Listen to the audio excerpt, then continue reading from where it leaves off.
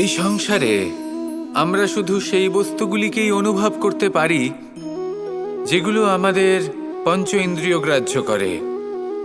যেমন যেমন আমরা চোখ দিয়ে দেখতে পাই, কান দিয়ে শুনতে পারি, আদি ইত্যাদি। কিন্তু এমন অনেক বস্তু আছে, ভাব বা তত্ত্ব আছে যা আমাদের ইন্দ্রিয় পূর্ণরূপে অনুভব করতে পারে না, কিন্তু তা আছে এবং তা অত্যন্ত শক্তিশালী। যেমন বায়ু। বায়ু আমরা দেখতে পাই না, কিন্তু তার শক্তির প্রমাণ আমার নতুন করে দেওয়ার কোনো প্রয়োজন নেই।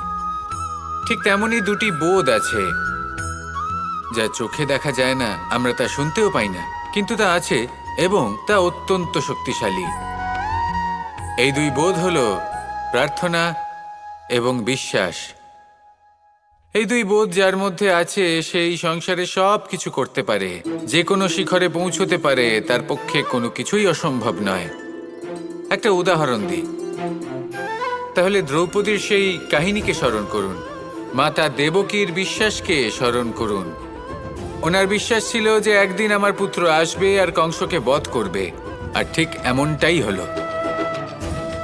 সত্যি কথা বলতে এই সংসার আমাকে ঈশ্বর বলে মনে করে, কিন্তু আমি এটা মনে করি যে আমি হলাম সকলের প্রার্থনা এবং বিশ্বাসের একটি সত্তা।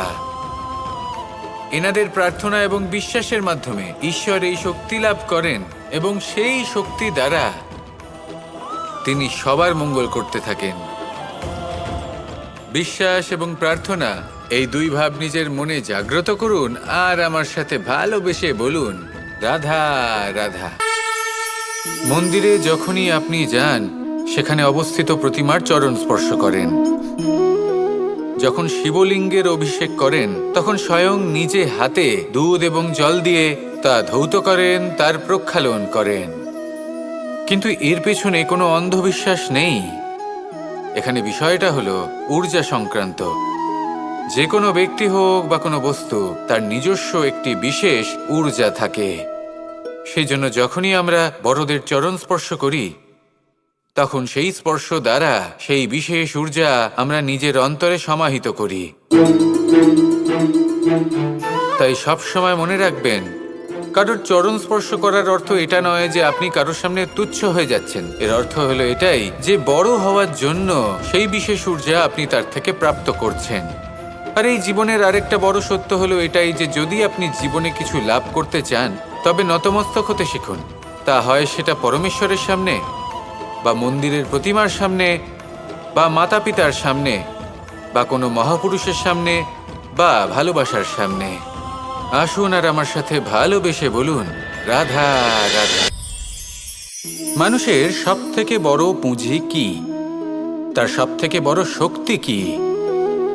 আমি যখন এই প্রশ্নটা করি, তখন কিছু মানুষ বলেন মানুষের বল, তার ধন, তার জ্ঞান, তার বন্ধু, এরাই মানুষের শক্তি। তারপর আমি জিজ্ঞেস করি মানুষের সব থেকে বড় দুর্বলতা কি? তখন তারা আমাকে বলেন সেই বল, জ্ঞান, মিত্র, এই সব কিছু হারিয়ে ফেলার ভয়। এই সংসারে এমন একটা আবেগ রয়েছে যা আপনার সব থেকে বড় শক্তিও হয়ে উঠতে পারে, আবার সব থেকে বড় দুর্বলতাও হয়ে উঠতে পারে। আর এই আবেগের নাম হলো বিশ্বাস। এই বিশ্বাস এতটাই শক্তিশালী যে সংসারের সব থেকে শক্তিশালী শিকলও একে বেঁধে রাখতে পারে না, সব থেকে উঁচু দেয়ালও একে বাধা দিতে পারে না। এই শক্তিশালী বিশ্বাস আপনার কাছে কখন ঘাতক প্রমাণিত হতে পারে? যখন আপনি অন্যের উপর আস্থা রাখেন এবং এতটাই বিশ্বাস করেন যে আপনি নিজেকে হীনমন্য করে তোলেন। আপনার জীবন শুধুই অন্যের উপর ভরসা করে নির্ভরশীল হয়ে পড়ে। বিশ্বাস অবশ্যই করুন, কিন্তু সর্বপ্রথম নিজের উপর আস্থা রাখুন। তবেই এই বিশ্বাস আপনার শক্তির বৃদ্ধি ঘটাবে। তখন এই বিশ্বাস আপনাকে বল, সম্পত্তি, জ্ঞান, বন্ধু সব কিছুই অর্জন করতে সাহায্য করবে। দেখুন, যখন কোনো ব্যক্তি পড়ে যান, তখন আপনি সেই ব্যক্তিকে তখনই তুলতে পারবেন যখন সেই ব্যক্তি নিজে উঠে দাঁড়াতে সক্ষম।